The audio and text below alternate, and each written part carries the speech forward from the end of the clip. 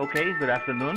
We are all starting block 3. In this block, there will be more systems, and so you will notice that in the midterm 3, the lab test, it has more weight than other lab tests. It will be 10 marks for the lab test instead of 5 marks. Today's lecture is about the respiratory system. You can see here that there is a virtual lab video related to this lecture, and there is a self-assessment PowerPoint file based on the material that is presented in the virtual lab video. So the functions of the respiratory system is to supply oxygen and eliminate carbon dioxide. So it's, in other words, exchange of gases. At the same time, it filters, it warms and moistens or humidifies the inspired air before it reaches the lung. So this will take place mainly in the nose and the upper respiratory passages. And the respiratory system is also, as you know now, that it contains receptors for olfaction that are only present in the upper part of the nose. And the respiratory system is also involved in the production of sound. It's not only the larynx that produces the sound, but there are like resonating chambers which are related to the respiratory system, as we will see in a moment. The respiratory system, or what we sometimes call the bronchial tree, because it is a branching tree, and each of it's a branching tube, and the tubes get smaller and smaller as we go more distally, as we reach the lung. So proximally, or at the beginning, the tubes are not only wider, but they are thicker than the distal tubes, and therefore you don't expect that exchange of gases can take place.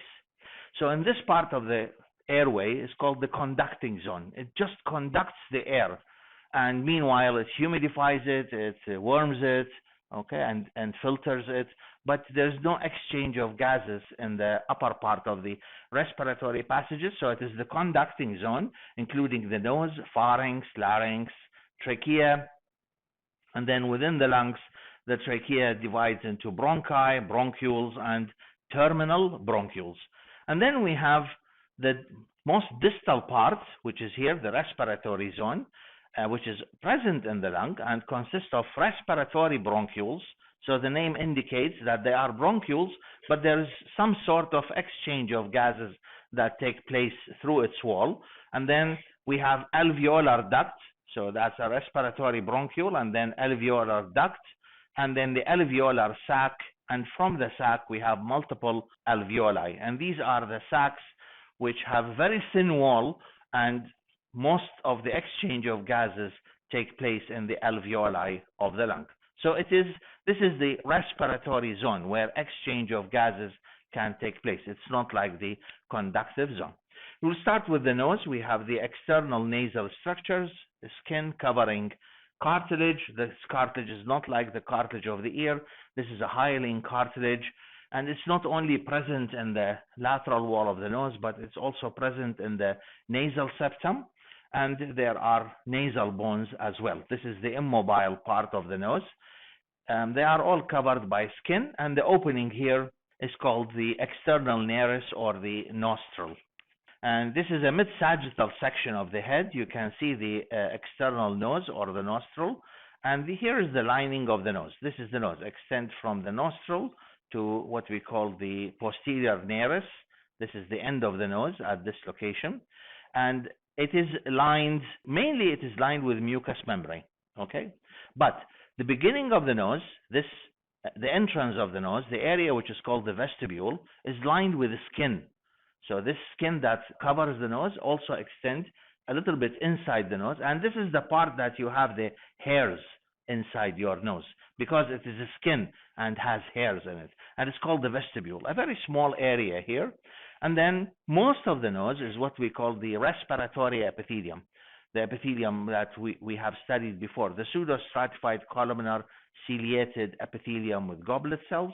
It's only in the upper part of the nose, the roof of the nose, where the cribriform plate of the ethmoid bone is located, and just on the sides of the upper part of the lateral wall of the nose, that we have the olfactory epithelium that we have studied probably last week or the week before, the with olfactory cells and with other supportive cells, and the beginning of the olfactory nerves.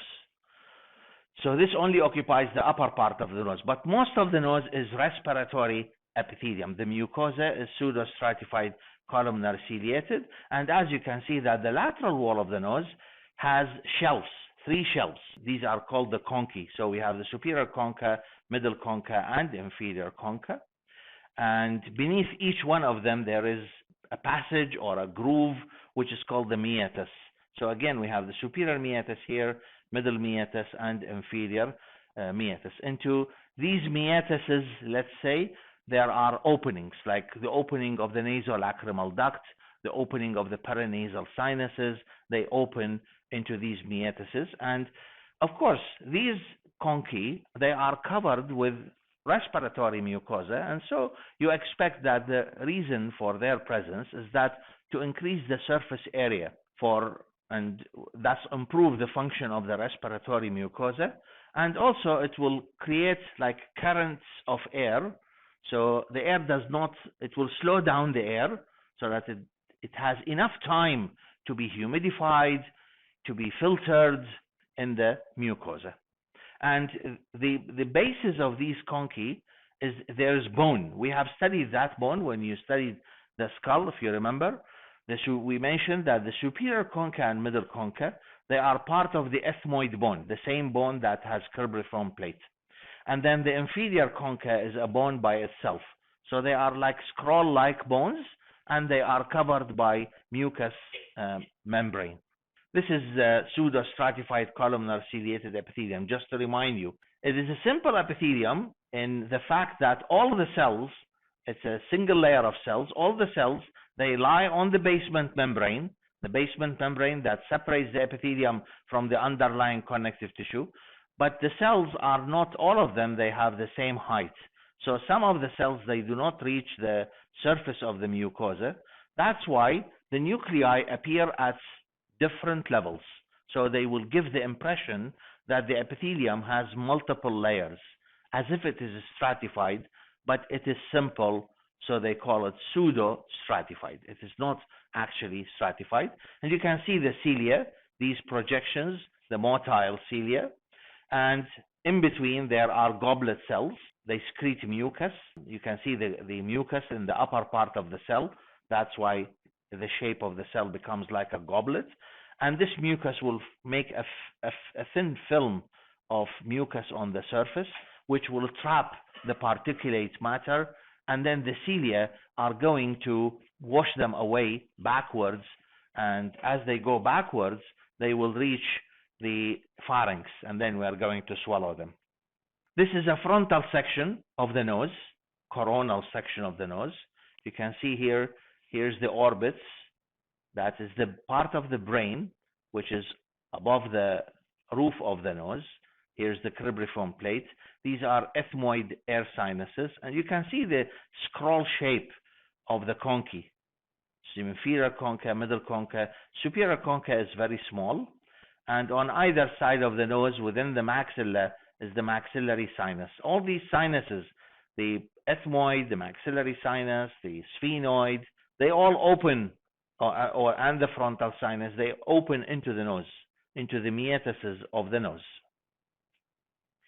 And so these sinuses, as we probably mentioned that before, they lighten the skull, and also they act like resonating chamber because we said that the respiratory system is involved with voice production, so they are resonating chamber. That's why when you have infection, sinusitis, then the quality of your sound changes, because they act as resonating chamber, and they are lined with the same respiratory mucosa, not olfactory, respiratory mucosa that lines the nose, and they are filled with air. Behind the nose, here's the internal nares. That's the posterior opening of the nose. So behind the nose is the pharynx, and the pharynx is like a muscular tube. It is in three levels, like a 3-story building. So the upper part of the pharynx, which is behind the nose, is called nasopharynx because it's connected anteriorly to the pharynx. And the middle part, which is connected anteriorly to the mouth, is called the oropharynx. When you open your mouth in front of the mirror, then the back mucous membrane, which is located at the back, is the mucous membrane of your oropharynx. And then the other one is located behind the larynx, and it's called the laryngopharynx. And you can see here that at this point, which is almost the level of the cricoid cartilage, the laryngopharynx either it allows the air to go into the larynx or the food and drinks to pass down into the esophagus. In other words, the pharynx, especially the oropharynx and the laryngopharynx, is a common passageway for air and food. But for the nasopharynx, it is only a passageway for air. The nasopharynx, because it only allows the passage of air, it is lined with the same respiratory epithelium like that of the nose, the pseudostratified columnar ciliate epithelium. But for the oropharynx and the laryngopharynx, the epithelium needs to be protective epithelium. So that's why it is stratified squamous, non-keratinized stratified squamous epithelium, like the lining of the mouth, the oral cavity, for example. Stratified squamous epithelium like the skin, but the skin is keratinized. This one is non-keratinized.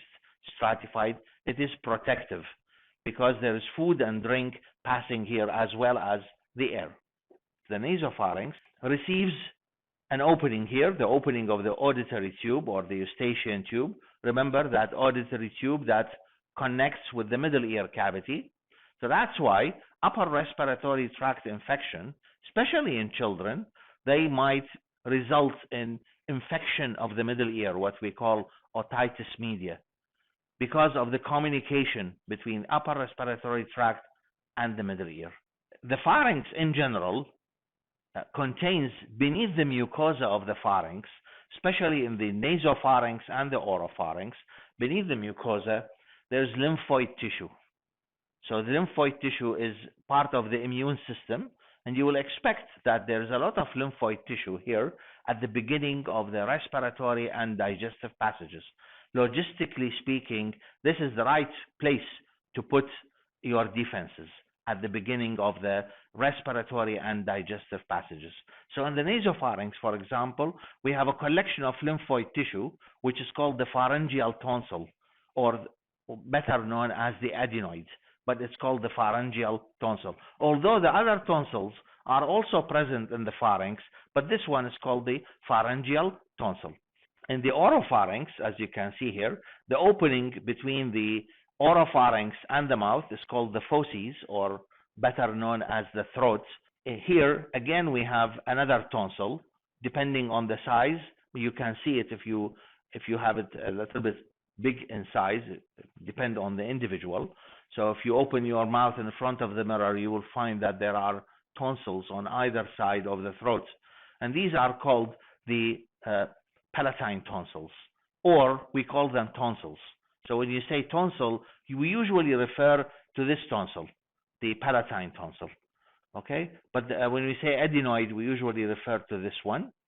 And in addition to that, and probably I mentioned that before when we dealt with the tongue, there is lymphoid tissue beneath the mucosa of the posterior third of the tongue, the part of the tongue that you don't usually see.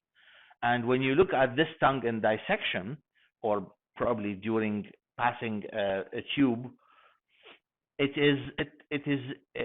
not like fur shaped like the anterior 2/3 of the tongue, but it looks like a cobblestone, like has a cobblestone appearance. And this cobblestone appearance is because of the lymphoid follicles that are located deep to the mucosa, and this is called lingual tonsil.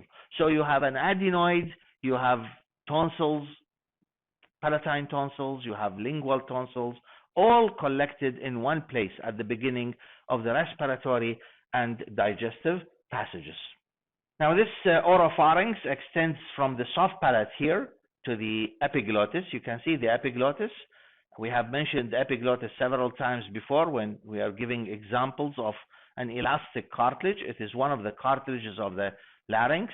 I'm going to give more information about it in a moment.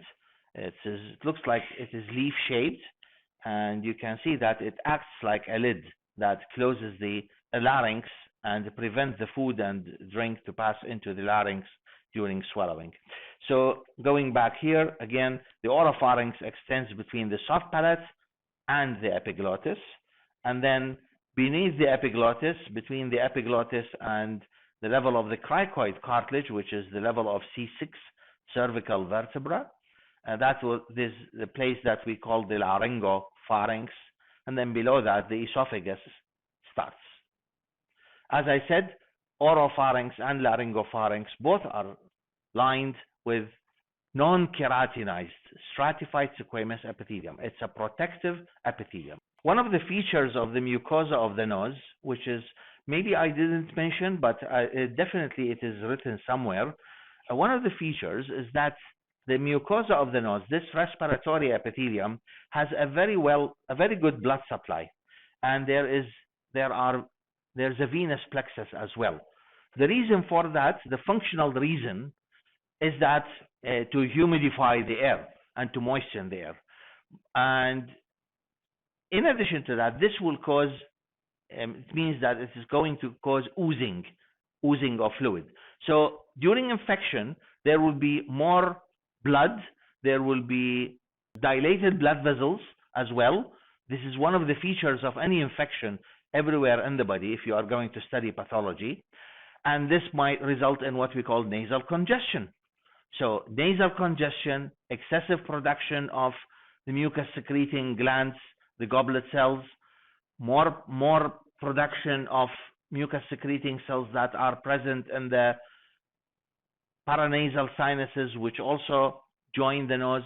So it's a collective feature that results in that post-nasal drip. So there will be more mucus descending down from the nose to the nasopharynx, and then down to the back of the mouth.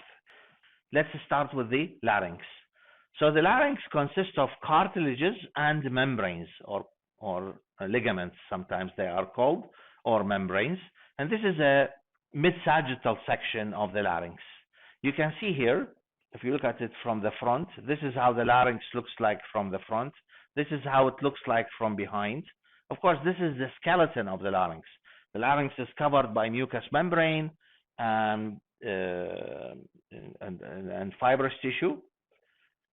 So if you look at it here, you will find that there is the epiglottis.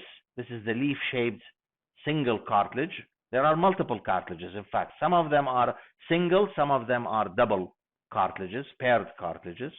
So this is one of the single cartilages. The other single cartilage that we have is the cricoid cartilage. This is the cricoid cartilage. The cricoid cartilage is like a ring. It is the only complete ring in the respiratory passages. And then we have anteriorly and laterally, we have the thyroid cartilage. Look at the thyroid cartilage here. This is the thyroid cartilage. It looks like a shield.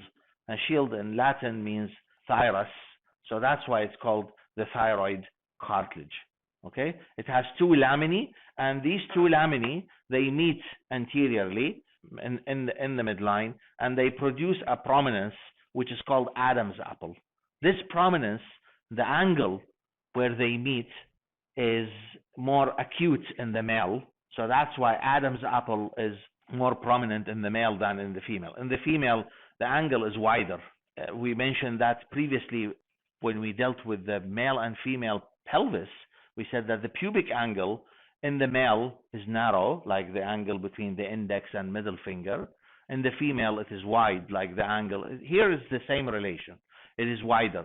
And because the angle is narrower and the larynx, or the Adam's apple, is more prominent in the male, then the male vocal cords are longer than the female.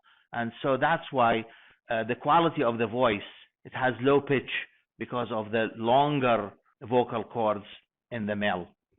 So the thyroid cartilage, one of the cartilages, and this is, you can see the epiglottis again. Exactly, it looks like a leaf. So, and it's made of elastic cartilage, but other cartilages that I'm going to talk about are hyaline cartilages. And also we have this cartilage here, ladle-shaped, usually they describe it. It's called the arytenoid cartilage. It's like more pyramidal and has an anterior process here. You can see this fold of membrane that's attached to it, connecting between this anterior process and the thyroid cartilage. This is the vocal fold, one of the vocal folds. So we have two vocal folds, and when these vocal folds, they come together and you push air from below, then the vocal folds are going to vibrate. And this is how the sound is produced, vibration of these vocal folds. But first of all, they have to come together in order to make a narrow passage, and so that when they vibrate, sound will be heard. So they have to become adducted to start with. Otherwise, if they are not adducted, or if they fail to adduct, then you are whispering. You will have like hoarseness of voice if they cannot come to the midline and adduct together. This is what happened during swallowing. Look at the arrows here. During swallowing, the larynx is pulled up by muscles that are attached to the hyoid bone, are called infrahyoid muscle. They will pull up the larynx a little bit, and at the same time, this leaf-shaped cartilage is going to be pulled back. You can see it here, this arrow pulling it back, so they will close the inlet of the larynx. They can easily close the inlet because the larynx as a whole is ascending up toward the epiglottis, and that's how during swallowing the larynx is closed, and any food or drink will slide over the closed epiglottis and descend behind the larynx, where they are going to find the esophagus. And the esophagus, unlike the trachea, it's a muscular tube. It's closed, but it only distends when there is food or drink. But the trachea is always open in order to allow air. That's why in the wall of the trachea and in the upper respiratory passages, there are cartilages to keep the trachea open. So the trachea cannot be closed by itself. What happens is that the epiglottis acts like a lid that closes the entrance of the larynx. And again here, just to show you that the cricoid cartilage is acts like a foundation for other cartilages, and it is wide posteriorly, as you can see it here. We call it the lamina of the cricoid cartilage, and anteriorly it is like a ring. So it's like this ring. We call it signet ring. But this part is located posteriorly, and the narrow part is located anteriorly, and it is complete. Note that below the cricoid cartilage, all the other cartilages which are present in the trachea, they are incomplete. They are C-shaped. Posteriorly, they don't meet. They are connected with each other. The posterior ends are connected by smooth muscle fibers that are going to control the caliber, but the posterior ends, they do not meet. They are always open when to leave space in the front of the esophagus. So this is to show you the vocal folds. We have two folds. We have the vestibular folds. Formerly, they used to call them false vocal cords because they thought that they also participate in voice production, but they don't participate in voice production, and they are located above the vocal folds. So they just have mucous membrane that lubricates the vocal folds. The vocal folds, they look like whitish in color because the mucous membrane is tightly bound to the underlying connective tissue, and so they are very tight and they look white. It's only that the vocal folds that move during swallowing, move during phonation.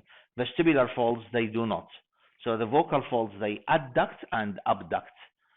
This is one of the movements of the vocal folds. And the other movement of the vocal folds is that they become either tense or relaxed.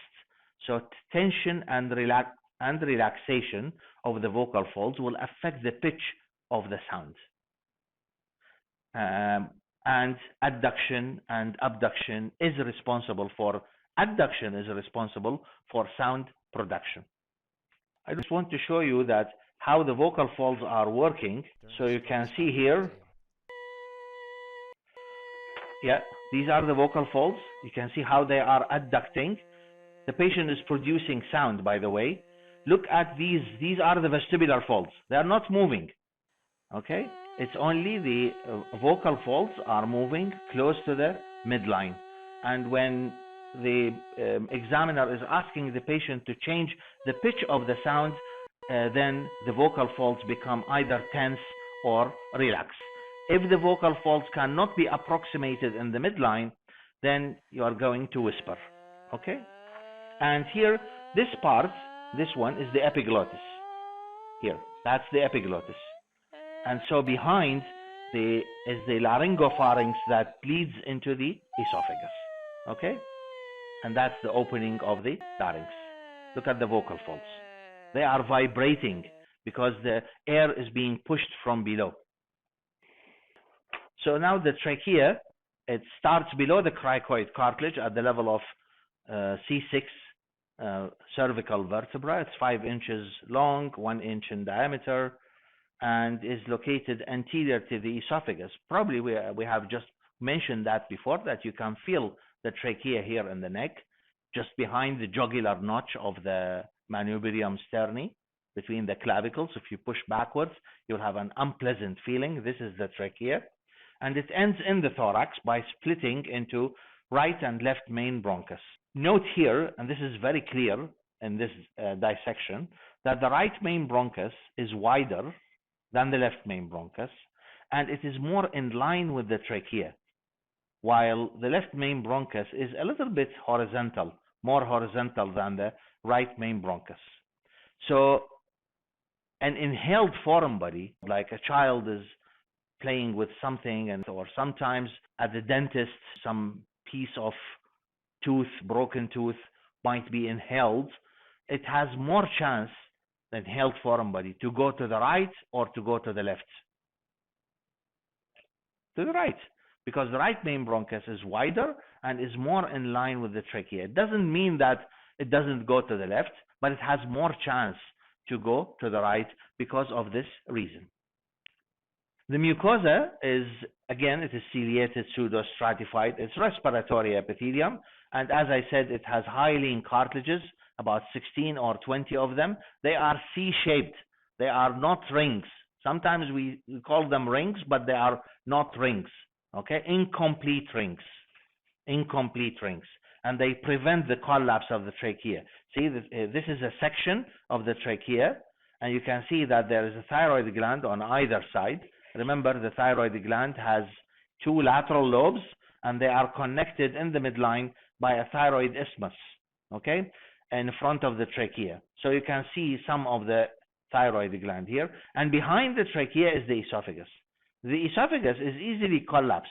In fact, it is closed, because if it is not closed, then as long as you are inspiring, then air can go to the esophagus if the esophagus is open all the time. Okay, but this doesn't happen because the esophagus is closed, and it only opens when there is something pushing it from above. And there are smooth muscle fibers called trachealis muscle that connect the posterior ends. We have just mentioned that. So the trachea divides into right and left main bronchus, or we call it primary bronchus, and this will enter into, each bronchus will enter into the lung, and each lung has lobes. So the right lung has 3 lobes, the upper lobe, superior lobe, middle lobe, and lower lobe, while the left lung has 2 lobes, the superior and inferior lobes. So therefore, the bronchus, the primary bronchus, enters into the lung and divides. As I said, it's a tree. So the trachea divides into primary bronchi, and then each bronchus goes into the lung and divides into, the first division is lobar bronchi, 3 lobes. And each of these lobes is divided into segments. So then the other division is, we call them segmental bronchi.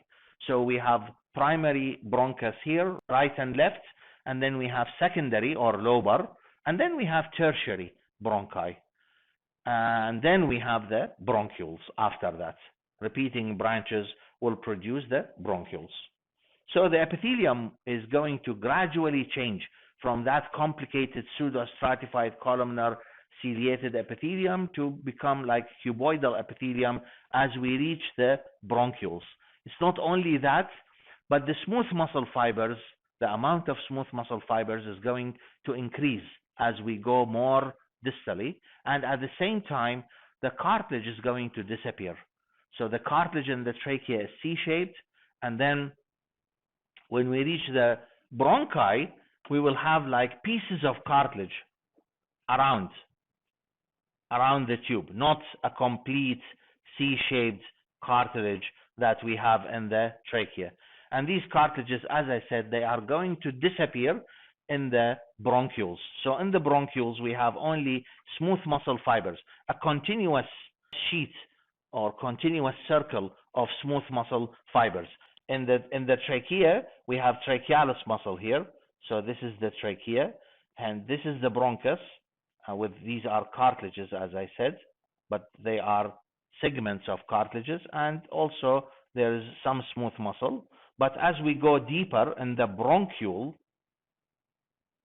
okay, we have more smooth muscle fibers. It is the spasm of these muscle fibers that will make the bronchioles so narrow and result in wheezing in patients with asthma. With asthmatic patients, they have contraction of these smooth muscle fibers in the bronchioles, keeping in mind that the bronchioles, they do not have cartilages in their wall. No more cartilages. We are having narrower and narrower passages, and we are trying to have thinner and thinner walls in order to exchange gases. Now, before dealing with the lung, you have to have an idea about the pleura. So the pleura is a double-layered serous membrane, and you will see that it's the same story in the pleura, which surrounds the lung, in the pericardium, which surrounds the heart, in the peritoneum, which surrounds the digestive tract, digestive tube. It starts like a space. As you can see, you can imagine it as if it is a balloon, like half inflated balloon. And so here you can see that there is a space here. This is the space, the white area. And then the lungs bud from the trachea. During embryonic development, they bud from the trachea and they push themselves into that serous membrane. They push themselves into it. So the serous membrane, because it is, let's say, it's half inflated, then the two layers, there will be one layer which is very close to the pushing hand or the pushing lung, and this is called the visceral layer.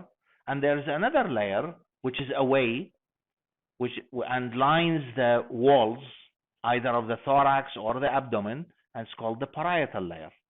But these two layers, they are in fact belong to the same balloon. They are continuous with each other. They are not separated from each other. And the cavity, as you push your hand into the balloon, the cavity will become narrower and narrower until it becomes like a potential space, which contains a very thin film of fluid. And when you want to describe your hand, your fist, you don't say that my fist is inside the balloon. It is surrounded by the balloon. So what is inside the balloon, what is inside the pleural cavity, is a thin film of fluid, but not the lung. So the pleural cavity does not contain the lung, but it encloses the lung. And this is the same story for the heart, for the pericardium, and for the digestive passages. Why do we have these places? In order to reduce friction. So whenever you have movement in viscera, then you need to cover these viscera with serous membranes in order to reduce friction. The heart is always beating, so it needs something to reduce friction. That's why it is surrounded by pericardium. The lung is inflating and deflating, so it needs to reduce friction. The digestive passages, there's motility and peristalsis, and also that some of them, they might distend, like in the stomach or in the rectum. So they always need something to reduce friction while they are distending or moving or beating. And it contains, as I said, a thin film of serous fluid. So by having this serous fluid, this thin film of serous fluid, then this will create what we call surface tension. So when the thoracic wall distends, then the parietal pleura will draw the visceral pleura with it, because there is surface tension between these two layers, like the surface tension when you have two glass slides and you put a drop of water, then the two glass slides will stick to each other because of what we call surface tension. So if you move one glass slide, the other one is moving with it. Okay? So when the thoracic wall distends, then the lung is going to distend as well. Okay? Because it will be pulled by the negative pressure inside the pleural cavity and by the visceral pleura that is directly applied to the lung. About the lung, you can see that the lung is like half a cone. It has a base, it has an apex, and of course we mentioned the presence of the lobes. These lobes are divided by fissures. So because we have two lobes on the left lung, we have only one fissure, which is called the oblique fissure. But because we have three lobes in the right lung, we have therefore we have two fissures. One of them is the oblique, and the other one is the horizontal fissure. And because the heart is pushed to the left side, as we will mention that later on, then there is a big notch on the left lung, which is called the cardiac notch. On the medial side of the lung is related to the mediastinum. And the mediastinum is in fact a group of structures that are located in the middle of the thoracic cavity. We will deal with the mediastinum when we deal with the heart, as the heart is one of the constituents of the mediastinum. So the group of structures that are located in the midline, extending between the sternum anteriorly and the vertebral column posteriorly of the thoracic cavity, is called the mediastinum. And so the surface of the lung that faces the mediastinum is called the mediastinal surface. And on the mediastinal surface, you can see that there is the hilum of the lung. The hilum is the place where structures pass in and out of the lung.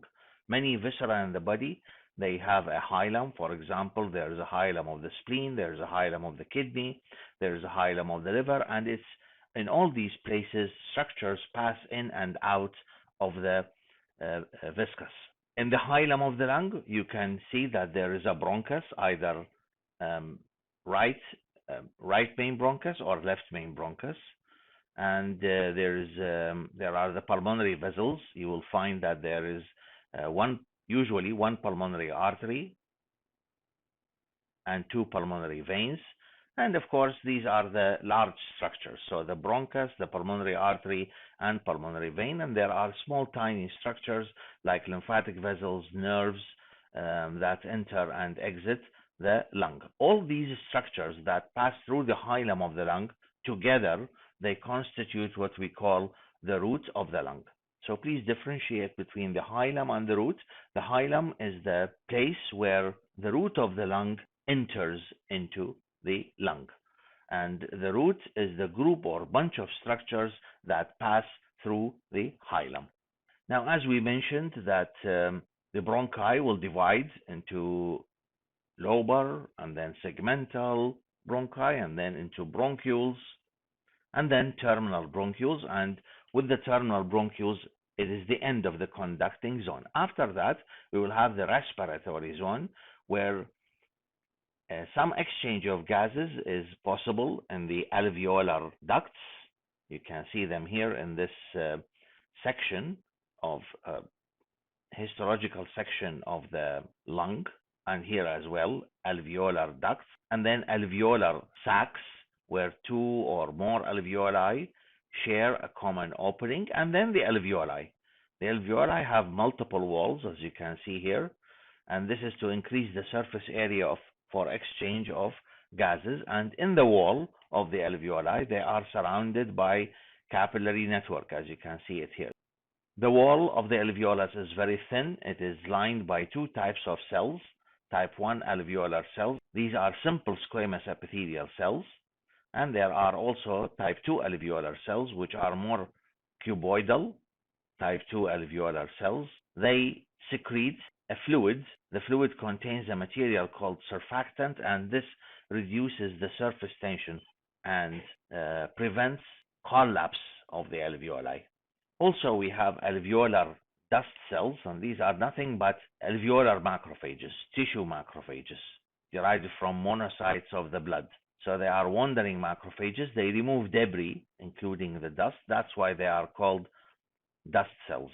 In certain places, there's a very thin membrane consisting of the type 1 alveolar cells, which are simple squamous epithelial cells, and the endothelial cells, which are also simple squamous epithelial cells, and only there's a very thin layer of basement membrane separating between them. The lung is one of the structures of the body, like the liver, that has a dual blood supply, but the dual blood supply in the lung is different from that of the liver.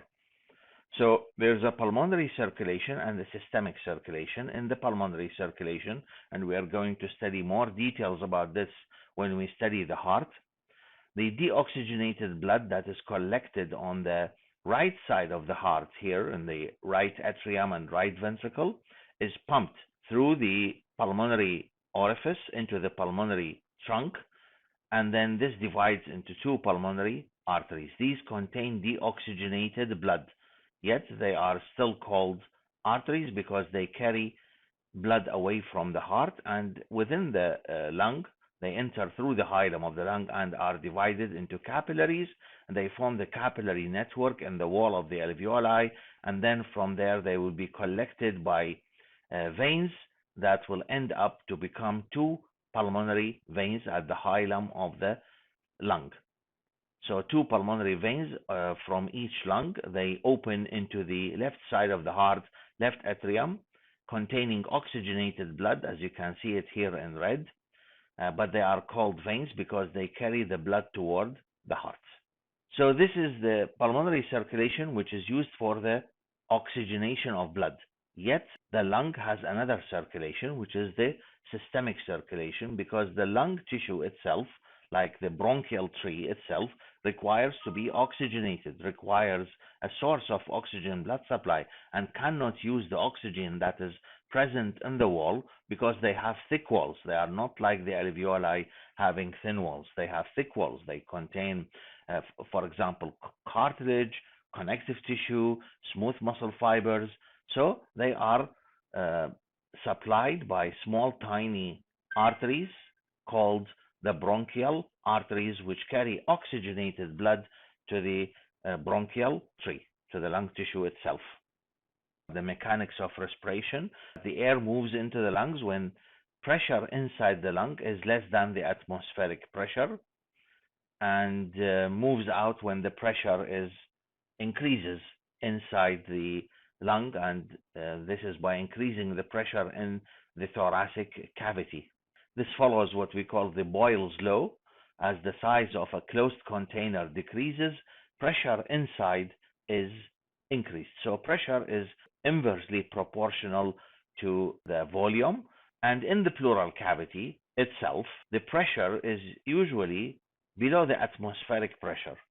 You can see here that at rest, the pressure in the pleural cavity is 756 millimeter of mercury, while in the alveoli, it is 760 millimeter of mercury.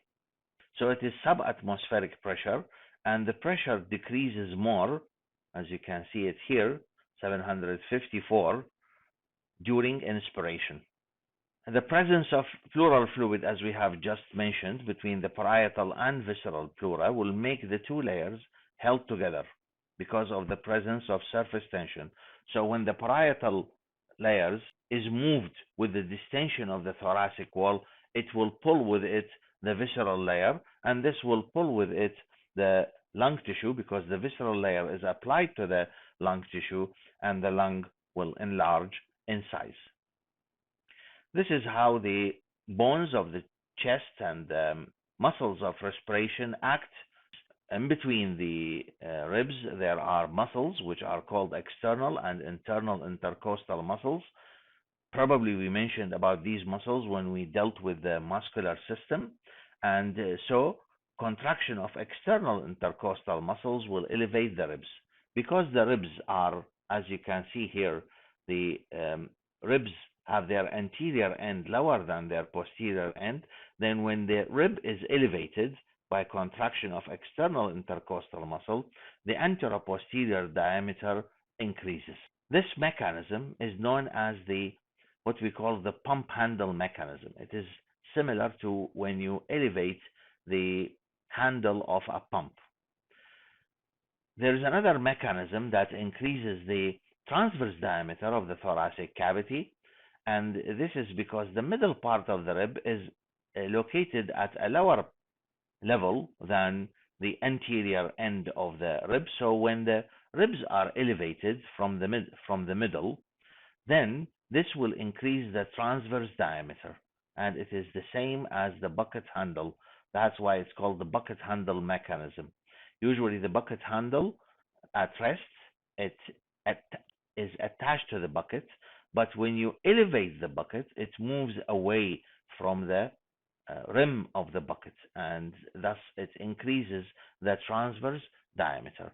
This is the same idea here. So by elevation of the ribs, there is increase in the anteroposterior and transverse diameters of the thorax. And when you want to increase the diameters, when you want to increase the size of any compartment, then you have three diameters to work on: the anteroposterior, the transverse, and the vertical diameter. Increase in the vertical diameter in the thorax is achieved by contraction of the diaphragm. The diaphragm is the main muscle of respiration, and during relaxation of the diaphragm is dome-shaped, as you can see it here, and when there is a central tendon in the diaphragm. When the diaphragm contracts, this means that the periphery of the diaphragm is contracting, and they will pull down on the central tendon of the diaphragm, and the central tendon descends to the level of the interrupted line, and this increases the vertical diameter of the thorax, and this will cause negative pressure in the thorax. These respiratory muscles, the intercostal muscles, as you can see them here, the diaphragm, which is supplied by the phrenic nerve, and the intercostal muscles, which are supplied by intercostal nerves, they are controlled by neurons in the pons and medulla oblongata. Although they are skeletal muscles, but they are controlled by these neurons in the pons and medulla oblongata. There is a medullary respiratory center, dorsal respiratory group, as you can see it here, the dorsal respiratory group, and this is the inspiratory area, which is always active to set the basic rhythm of breathing. And then we have ventral respiratory group in the medulla, expiratory area, and this is active when forceful breathing is required, because normally inspiration is an active process. It requires muscle contraction and distension of the lung, but expiration is a passive process, quiet expiration. This is by the relaxation of the muscles of respiration and the recoil of the elastic fibers that are present in the wall of the lung. But in cases of forceful breathing, then we require contraction of some other muscles, like, for example, the internal intercostal muscles. We require the contraction of abdominal muscles, and this is where the ventral respiratory group will interfere. Then we have the pontine respiratory group, the pneumothoracic center, and this modifies the basic rhythm of breathing, located in the pons. You can see it here at the border of the pons and the midbrain. There are many influences that control and regulate respiration. There is cortical influences, because, as I mentioned, that the intercostal muscles and the diaphragm, they are voluntary muscles, so they are under voluntary control. So you can voluntarily alter breathing. You can increase your breathing, you can stop your breathing, but within limitations, because once there is buildup of CO2 or the hydrogen ion in the blood increases, this will stimulate the inspiratory center, the dorsal respiratory group, the DRG. and this will initiate the rhythm of breathing. Also, the hypothalamus and limbic system has influences. They allow emotional stimuli to alter breathing when you laugh or cry. And there is the chemical regulation, as has been mentioned, the buildup of PCO2 or hydrogen ion concentration. These affect either central chemoreceptors, which are present in the medulla oblongata, or peripheral chemoreceptors, which are present in the carotid body, not the carotid sinus, the carotid body. Carotid sinus has baroreceptors that are affected by blood pressure, and the carotid body is located at the site of bifurcation of common carotid artery. It contains chemoreceptors. Also, there is the aortic body in the wall of the aorta. Smokers usually have lowered respiratory efficiency. They easily become short of breath because of many reasons, like nicotine constricts their terminal bronchioles, they don't have cartilages, they only have smooth muscle fibers. Carbon monoxide in the smoke binds to hemoglobin, and it competes with the oxygen on the hemoglobin, so it reduces the oxygen carrying capacity of the blood. In chronic bronchitis, the irritants in the smoke cause excess mucus secretion, and at the same time, the irritants inhibit the movements of the cilia, and this will result in the chronic cough of chronic bronchitis. And in time, the alveolar walls, the thin alveolar walls, they will become destroyed. The elastic fibers in these walls become destroyed, and therefore we have large compartments. We call them emphysematous bullae. So this is what we call emphysema, and at the same time, this will reduce the surface area for exchange of gases because of the destruction of the cells.